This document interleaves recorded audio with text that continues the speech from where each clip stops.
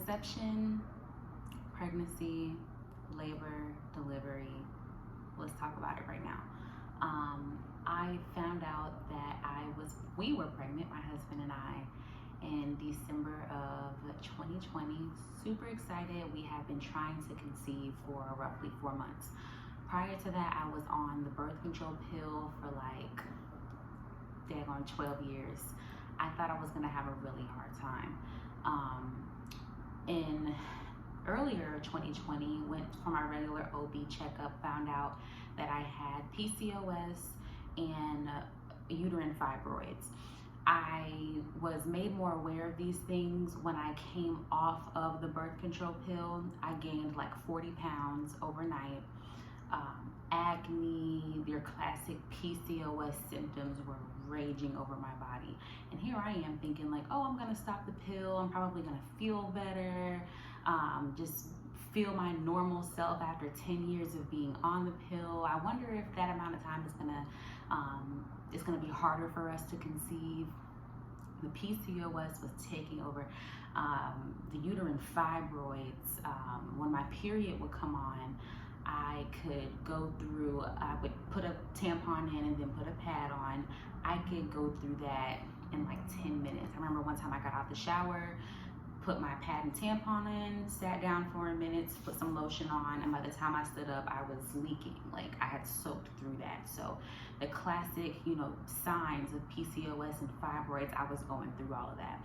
I was going to boot camp 3 or 4 days a week, and I even started the Dr. Sebi Vegan diet to try to combat the weight gain that I was experiencing, and nothing was working. So it was classic PCOS signs. So around December, I'm at my wits' end. I think, oh, not pregnant. I'm probably gonna have, I'm gonna be one of the ones that I go through fertility issues. I'm just looking at a long road of difficulty ahead.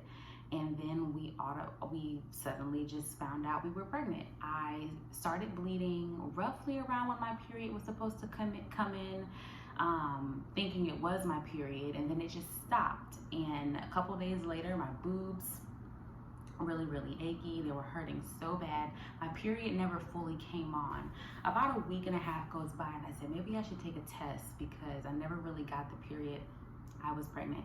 And what it was implantation bleeding. Here are the 2 things that I took to, I believe, helped me conceive, considering the things that I was going through. This is called Berry Vitex. And you can look this one up on Amazon. It's called Conception. This I got at my local health food store. It's supposed to help with fibroids, ovarian cysts, all of those things. I coupled it with this called Conception. I was pregnant before I even finished the bottle. It has really good reviews. I don't know if this really worked. I don't know, but it worked for me. Check it out if you're kind of in my scenario right now. So with the pregnancy, obviously first pregnancy, I don't really know what's normal, what's not. I am, however, trying to listen to my body to see what's going on. I had my first appointment with the doctor probably around 8 weeks. And at that time, everything was normal, typical classic pregnancy. Around 15 weeks, this is when I started the hospital visits. It almost seemed like I was in the hospital every weekend. I would go and it started to escalate. I would have hospital stays that lasted a few hours. Then I would have to stay overnight. And then the next time I came in, I'm in here for a week. So every time I went to the hospital, it seemed like my stay increased. I was going to emergency rooms, trying to seek help. I had this, for people who are pregnant or who have been pregnant before, hypergravidarium or something, the sickness where you throw up all the time. It's not morning sickness. It's the sickness where it's like having morning sickness, but 24 hours a day. There is nothing you can do. And obviously, if you're throwing up, you're extremely dehydrated. That's detrimental on your baby. I went through that. That was really difficult. One day, that would land me in the hospital. One day I woke up with really, really bad, like a cramping type pain or sensation, and I said, this is, I don't know, never been pregnant before. Maybe it's just one of those things I have to go through. Over the rest of the day, the pain was increasing, and I said, I think I'm gonna go to urgent care. Maybe I have a UTI or something, but this is pretty painful. Went to urgent care, got tested for the UTI. It was like a basic test. They didn't really dive deeper, and I'm gonna explain that in a minute. But initially they said, no, you don't have a UTI, just go home. It's probably just round ligament pain, which is pains that you get from your ligaments stretching and pulling to make room for your baby. So I ended up going home that day, and I said, something doesn't, at this point I'm in tears. I said, I'm gonna have to go back in, and this goes into advocating for yourself and your baby. If you know something's not right, keep finding somebody to believe you, and keep finding somebody that is going to help you. I ended up going back to another ER. That was an urgent care. This time I went to the ER because I'm in tears. The pain is increasing. I go in there, and this time I stayed overnight. I even had an ambulance stay. They had to transfer me from one hospital to a different hospital for different testing and different equipment. First ambulance ride, first overnight stay. I had to do it. All of this up to this point I've done alone because of COVID. My husband cannot be in the room with me. So not alone by choice, alone because COVID sucks right now.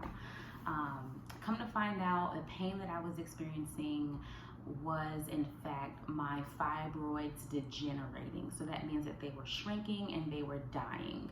They were dying out to make more room for the baby. But the process of them dying, never felt a pain like that in my life. The pain, I had 3 rounds of morphine in the hospital, and the morphine did not even touch this pain. It was excruciating. It was absolutely terrible. A couple days later, I get a call from the original urgent care that I went to, and they said, oh, we ran further tests and you do in fact have a UTI. So I have the UTI like I originally thought, on top of the fibroid degeneration. Now, right around this time, I left my original OB to join a midwife program. I decided that I wanted to do the midwife program because I did not want to have a lot of medical intervention. I didn't want to do, I wanted to be as natural and holistic as possible.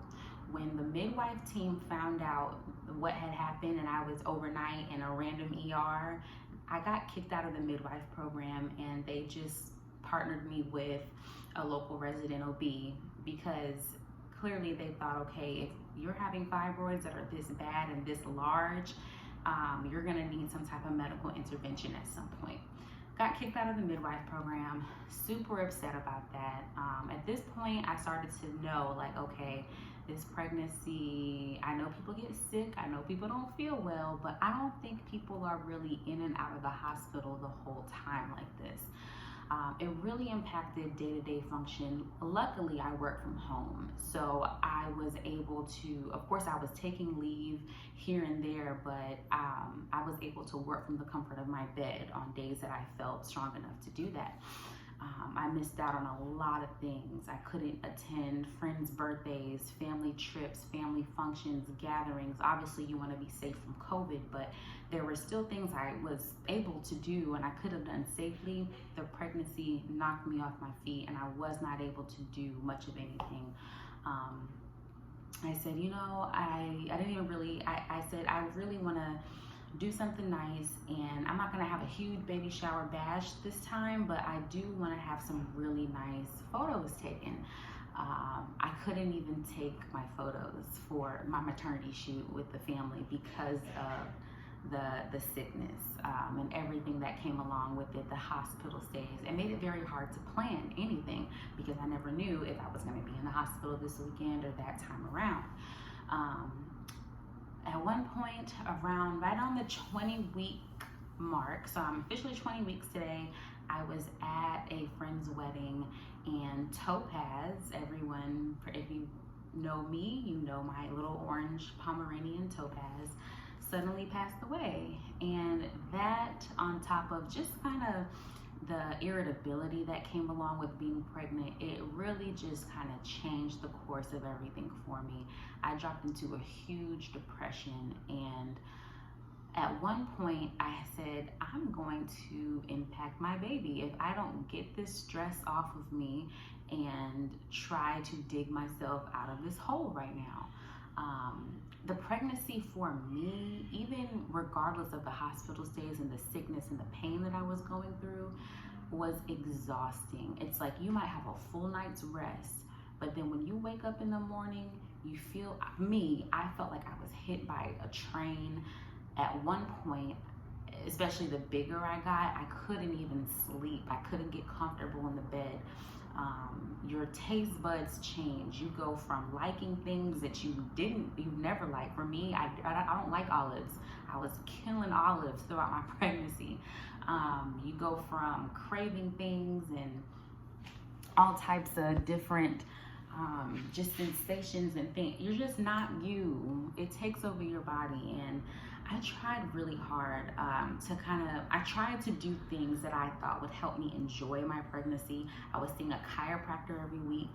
I started massage therapy. So I'm doing things from a physical aspect, but I never could really shake the stress of what I was going through. So I had my 20-week anatomy scan, and this is when we got the first indication that our baby was small. She started off like in the 12th percentile, and then over the course of the pregnancy, she dropped down to the 3rd percentile. So 3rd percentile, that is 100, that means roughly 97-98% of babies at that stage of gestation are bigger than her. So we were like, okay, this is a small baby. There's really nothing you can do. You can't eat more, you can't sleep more. It doesn't work like that. It's a helpless feeling. You're like, okay, you're telling me my baby's small, but there's nothing I can do about it. I ended up having like ultrasounds almost every week, every other week. The hospital that I gave birth at in Houston is about an hour from my home.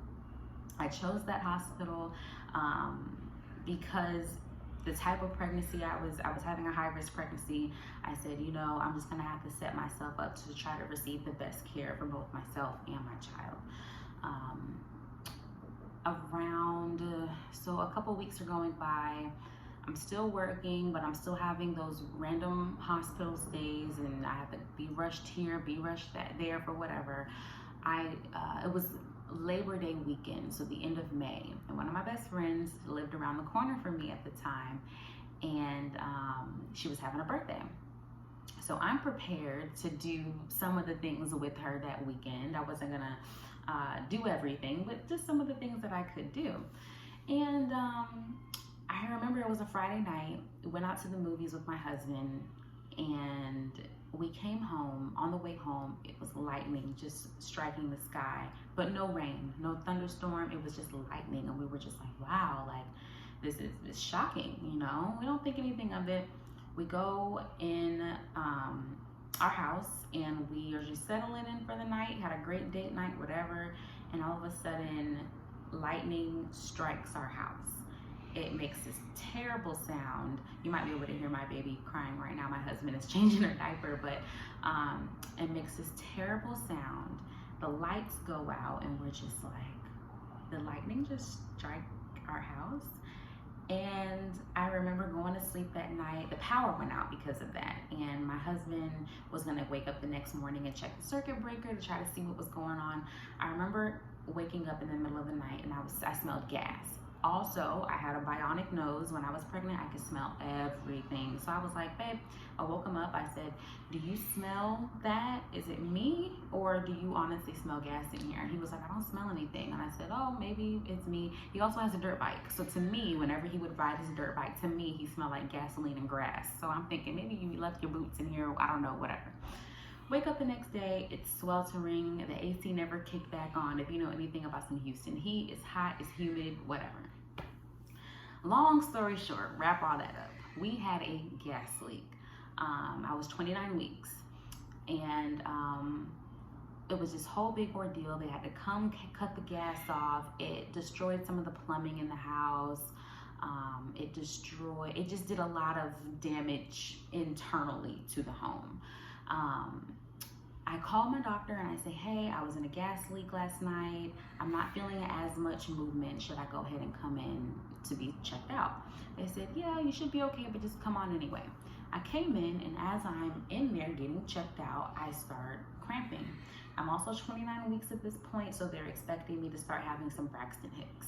So I'm cramping, and they're getting a little, they're intensifying, but I'm like, Braxton Hicks, I mean, they're painful. It's nothing I can't handle. Like, I feel okay, especially after they told me I was okay. I go home, and I decide, you know what, I'm gonna buy myself a treadmill so I can start walking, and maybe that'll help me relieve some of the pain. And if I'm 29 weeks right now, I'm gonna spend, it's 40 weeks in a pregnancy, by the way.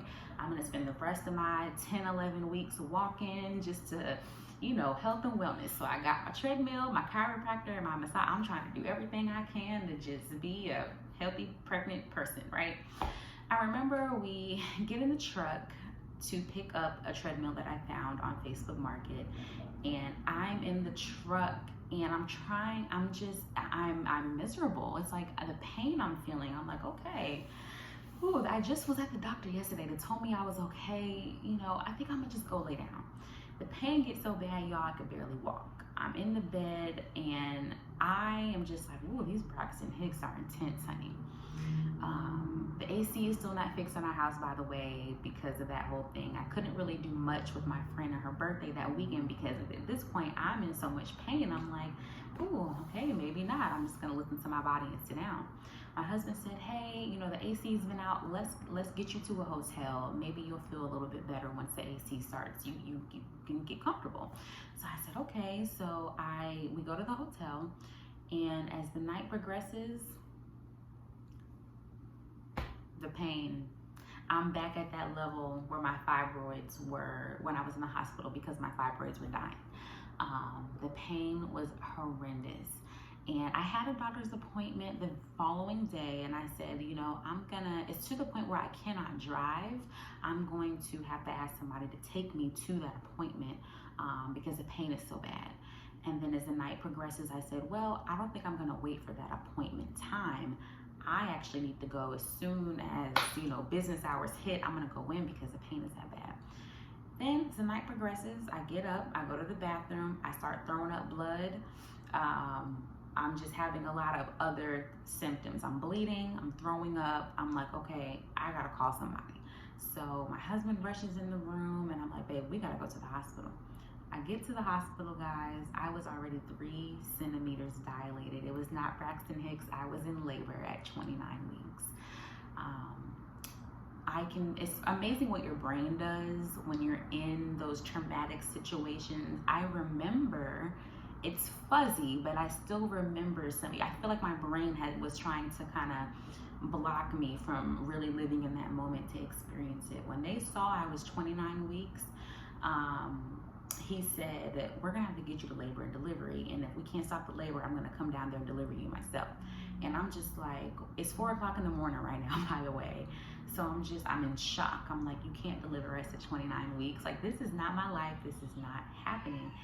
They wheel us to labor and delivery. My husband is there.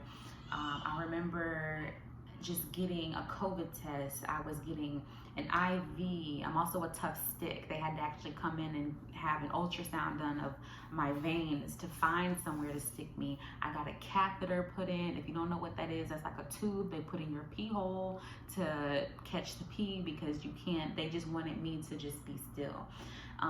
All of that, I'm awake, I'm not numbed, I don't have epidural, like all that is happening to my body. I'm fully conscious. I get a visit from an anesthesiologist to talk about an epidural.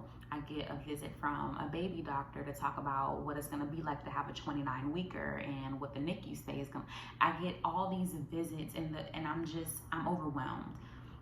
I'm like, it's just so much to take in. My husband called my mom and said, hey, you got to come down to Houston. Like, I don't know what's happening, but you got to get down here. We need your help. And my mom, she gets in 24 hours later. That initial hospital stay lasted a week. They were able to stop my labor. They put me on magnesium The magnesium also had me experiencing other side effects, but by the end of that night, they were able to stop the labor. So I got there around 4 a.m. By around 8 p.m. that night, it was under control. I had a little scare. I was sitting up in bed coloring. I had kind of just mellowed out, and I'm like, all right, the baby's not coming. I can breathe. I'm just sitting there coloring, and I'm hooked up to all the monitors. So when you're pregnant in the hospital, they put these monitors around your belly. They're tracking contractions and the baby's heart rate and everything like that. Sitting here coloring, 20 people break down my door and run in the room. And I was like, I'm just looking at them and they're looking at me. And finally I was like, am I okay? And they were just like, what did you just do? And I was like, nothing. I've been sitting here coloring. And they were like, your baby's heartbeat literally just dropped. And it was concerning enough that I have 20 people standing in this room right now. I was like, oh my God. And after that, it was just like, all right, you were on lockdown for the rest of the pregnancy. So I ended up spending a week in the hospital again.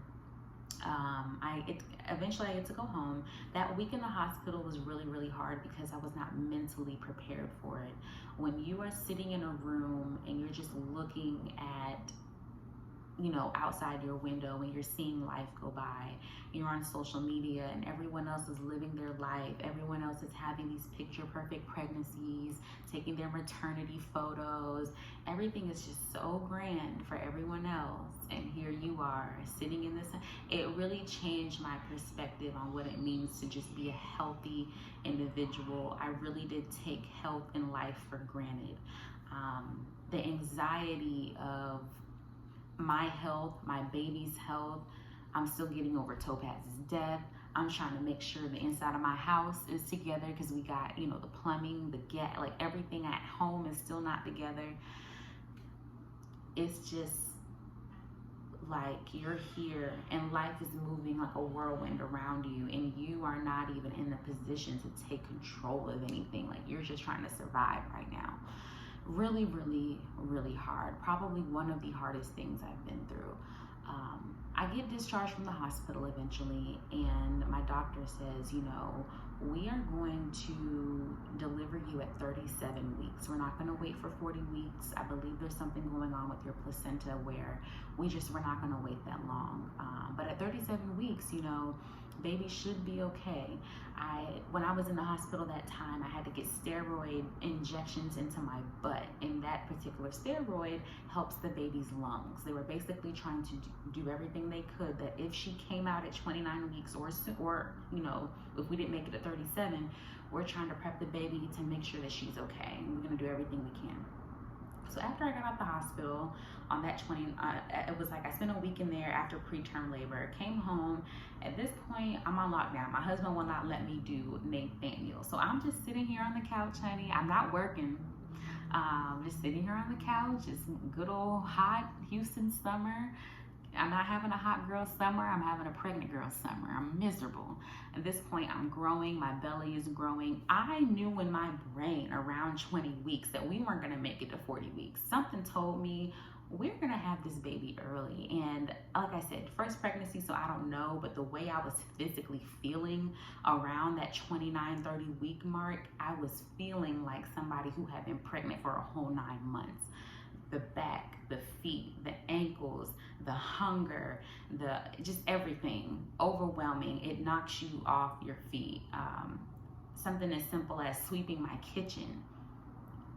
If I swept my kitchen, if I did one load of laundry, I am out for the rest of the day, exhausted. Can't even get in the car and drive myself somewhere without throwing up. There have been times where I was like 5 minutes from the house and I can't hold it. I'm just throwing up and still trying to operate my car. So I said, you know what? I'm just gonna sit here and ride it out. I did end up having a small virtual baby shower. It was more just to say I did it. Did I honestly enjoy it? No. And I was extremely disappointed because I'm extra. I like the pomp and circumstance, honey. I like putting on events and shows. I cried the day of my virtual shower, and my mom was like, "It's COVID, it's okay. Like, you wouldn't have had everything that you wanted if you weren't sick anyway." So that kind of made me feel a little better, but I was just miserable the entire time. So I go back to the hospital the following week. They admit me again because they don't like what they're seeing on the baby monitors. And at this point, I'm like, you know what? Let me just stay here until it's time for me to have a baby, because every time I go in for a checkup, it was like they were admitting me to the hospital. So finally, I got back out the hospital and I said, oh my God, I need to get my hair done ASAP. I know it's vain. I'm thinking about my hair, my nails, all that when I should be worried about my health. But I said, I need to do something nice for myself. I'm gonna get my hair done. So I literally booked the appointment like the day after I got out the hospital, right? I'm so glad I did, y'all, because that baby came 24 hours later. So I'm sitting here at my hair appointment and I'm just talking to my stylist, and she's like, so you was just in the hospital? I was like, yeah, girl. She was like, well, please don't have a baby in here. Please, I've actually done that before and I don't want to do that again. I was like, I promise you, I'm not going to have a baby in here. Y'all, she was doing my hair. I stopped to go get some food on the way home. And when I get home, the cramping starts up again, and I'm trying to be like, oh, it's Braxton Hicks. And here I go again, y'all, talking myself out of it. I did take it easy though. I laid in the bed, I ate my food, and finally the cramping, they were actual contractions I was feeling, not actual cramps. The contractions they went from like 10 minutes, every 10 minutes. Now we're down to every 7 minutes. Every 5 minutes, I said, let me go on and call the doctor, child. So I called my doctor. They were like, come back on in here. It was like maybe 11 o'clock at night at this point. And when I told my husband, and my mom was still here from the previous ordeal, so she was still visiting me, and when I told them, I said, hey y'all, I think I need to go back to the hospital. They just looked at me. I'll never forget it. They looked at me at the same time. They gave me this look like, this is it, right? Like, you're really about to have a baby in here. And I'm just like, no, I'm not. They're gonna stop the labor again. It'll be okay. I'll be back out. Free Alexa. I'll be back out in a couple weeks, y'all. No, ma'am. I went back to that hospital, y'all. And they checked me. I was still sitting at 3 centimeters. So mind you, from 29 weeks to 33 weeks, I had been walking around here at 3 centimeters, and I was still having contractions, but they were sporadic. So if somebody ever asked me, well, how long did you labor for? Yeah. I didn't have, I labored with you for 20 hours. So no, ma'am. I labored for 3 weeks, 29, 30, 31, 32, 33, not 3 weeks, I'm sorry. I labored for almost a month. Okay. Now, granted, it may not have been active labor, but I'm walking around here dilated. If you don't know what that means, when you are giving birth, your body is opening up. Basically, the lower half of your body, your vagina, is opening, and it goes from 0 to 10. So your body has to open up 10 centimeters in order for you to have the baby. So it was just miserable. I go back in, they check me, I'm at a 3. All right, here's where things get crazy. And they said, you know what, because of your history, you're not going home. And I said, okay, well, just give me the magnesium like y'all did, and we're gonna stop the labor, right? And the nurse was just like, well, I can't make that decision, but in my experience, if it happens again, if you go in preterm labor again, we're not gonna try to stop it. We're just gonna try to control it so, we can make it safe. And I said, okay. So, and in my head, I'm still like, in my soul, I knew the baby was coming, but I'm in my brain is just like, nah, we got, the doctor said 37, we only at 33 right now, we not gonna have a baby today. So it was around 12 midnight, they rolled me back up to labor and delivery. My husband is asleep on the couch in the delivery room, and they gave me fentanyl. So depending on your hospital, you have a couple different pain management options. I chose fentanyl, and it basically just takes the edge off. For me, I didn't feel like at that time I needed the epidural. The fentanyl was, I could manage. I was okay. So I actually was able to fall asleep with the fentanyl. So around 6, 7 a.m., my OB comes in and she's like, girl, you're back in here? I'm like, yep, it's me again, doc. She was like, okay, well, this time I hope you know you're not going home. Like, we just gonna keep you until 37 weeks. And I said, I surrender. Whatever you need me to do. My expectations, I'm just like, whatever, effing, don't care no more. So she was like, you know what, let me check you one more time. And when I say check, they're basically doing a cervical check to see if you're dilating and what the cervix looks like and all that stuff. So she checked me and she was like, ma'am, you have dilated to a 6. So I went from 3 to 6 in my sleep over the course of just a few hours. And she was like, well, scratch what I just said, we're having a baby today. And I was just like, wow. So this is how it ends. This is really what we about to sit here and do. Incredible. A round of applause. Like, wow. I was just so bitter, y'all. Like, I was so angry. So, you know, by that point, my husband, I told him to go ahead and go to work because things are just so unpredictable. When she said that, I called him. I said, hey, babe, I know you just drove an hour back to the house. I need you to come back around because the baby's on the way. So he comes back. They started me on Pitocin because I was sitting at a 6 for a while. The Pitocin is a drug that synthetically induces your labor. It's a synthetic hormone that will induce labor. A lot of people say that when you take Pitocin, and if you can't, I'm sorry, I shouldn't say just take it because it's not something you can just buy from the store. Your doctor has to put it in your IV. When they start you on Pitocin, a lot of people say that because it's not natural, the contractions are a lot stronger. It's a little bit of a rougher labor. So me, I started this thing, I can't think of it off the top of my head, I'm so sorry, but it's a type of meditation that you do for labor and delivery. So I'm like, you know what, I'm gonna ride this thing out, man. I done been through this much so far. I'm gonna ride it out to 10. I don't need the epidural, like I'm good. And low key though, I was trying to hold out on the epidural because I knew that I was a very high risk for a C-section. And at that particular hospital, if they end up doing an emergency C-section, they just put you to sleep. They don't even do the epidural. And one of my biggest fears was the epidural. So I said, ooh, if I just ride it out and they got an emergency C-section, they'll just go ahead and knock me out. I don't have to go through the trauma of the epidural. I can just wake back up. I don't want to be there anyway. Put me to sleep and I see y'all on the other side. Like, that was my mindset. But y'all, when them Pitocin contractions kicked in, I did really good. The problem was I stalled at 6 centimeters from basically from 6 a.m. to around 3 or 4 p.m. I was just sitting at 6 and the contractions are on top of each other. And because I was high risk, I was on the monitor the entire time. I couldn't soak in the tub. I couldn't use a medicine ball, a peanut ball. I can't walk. I can't do nothing to take the edge off, but eat those contractions. And they also stopped my fentanyl because of the baby's heart rate. So I'm just eating it. And it got to the point where I said, you know what? I tapped out. As afraid as I was of the epidural, I was like, can't nothing be worse than these contractions. I will approach my worst fear to get away from these contractions. It was that bad. And for me, I was very like, girl, just breathe through it. No, ma'am, I can't breathe. Okay, the contractions, I don't even have a break in between them. And it's like my body would just tense up. And it's like, because your muscles are contracting. So it's like, for me, it was like an involuntary response.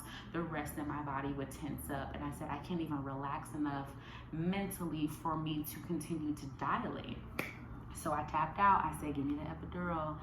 anesthesiologist came in the room and I had a full-on panic attack meltdown because I'm about to approach my worst fear. They would not allow my husband in the room for the procedure again. I'm going through this by myself. Luckily, my nurse, she held it down for me, man. Like, she literally like held my face in her hands and was like, look at me, she held me throughout the entire thing. Granted, the epidural itself was the trauma of it really was all in my head. It's not comfortable. However, I don't know if you can see them, I have scars all over my arms and my hands right now from the amount of UVs that I've had throughout this pregnancy. And I was told, oh, if you can take them IVs like that, the epidural is going to be a piece of cake. It's like a bee sting. You'll be fine. So I held on to that. And it's a process. You have to sit on the edge of your bed and lean forward. And when I was leaning forward, the nurse was holding me. My husband couldn't be in there just for sanitation. They want to make sure it's like as sterile as possible with nothing else going on in the room. She put the things in my back. The whole process probably lasted less than 5 minutes. To me, I didn't do my research on epidurals because I didn't plan on getting one, but I didn't know that I thought it was a shot in your back and that's it. No, they it's like a fishing line coming out of your back. And to me, that makes me want to gag to know that there's wires and stuff coming out of my back. But y'all, the pain was so bad, I said, give me the wires, I'll wear them, it's fine. After that epidural, so that's the one thing I regret, is not getting the epidural at the top, because after the epidural, I could rest, I was fine. I got my catheter put back in, didn't feel anything. With the epidural, I was not allowed to walk anymore, so that's why they put the catheter in, so you can still use the bathroom. I was just in a state of almost euphoria. It was like, whew, all right, I'm okay. I can do this, this is fine, this is fine. And I just kind of calmed down. And the doctor said, my doctor came in. She actually missed the birth because of how quickly it happened.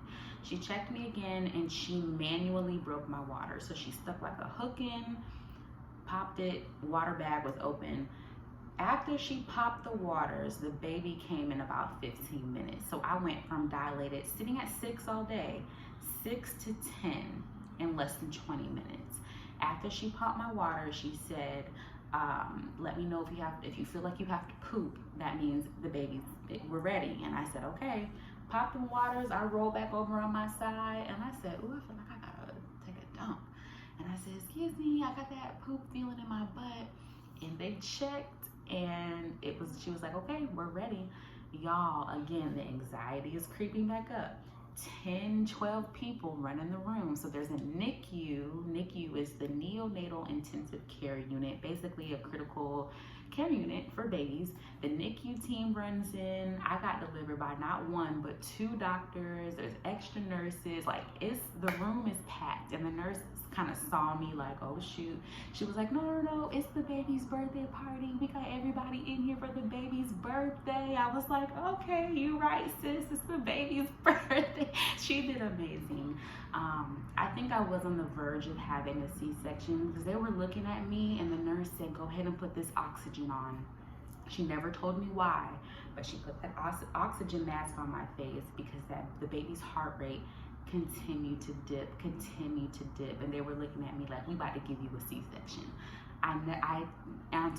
Next after the epidural, the C-section for me was one of my biggest fears. The nurse, that oxygen kind of transferred to the baby. I don't know nothing about science and medicine, but whatever the oxygen did, it helped the baby. I remember they propped my legs up. They pulled these lights and things out of the ceiling, and I'm just looking like, oh my God. She said, go ahead and start pushing. She said that while the doctor is literally still putting all her gear on. I'm like, you want me to push like right now? She was like, yes. I start pushing. I pushed the baby out, and it only took me 10-15 minutes to push her out. I did feel what they call the ring of fire. It's basically the feeling of that hole, the baby's head in that hole is just stretching it out. I felt that but the epidural took care of most of everything else.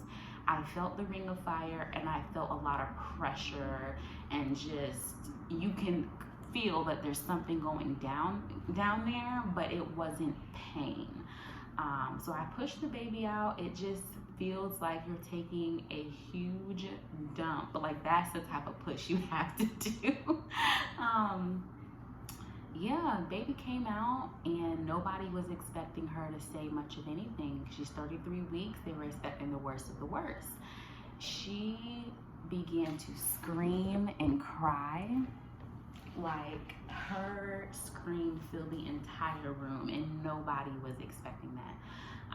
Again, those steroid shots that I got in my butt, those were made to help her lungs. So her lungs were top notch by the time she was delivered.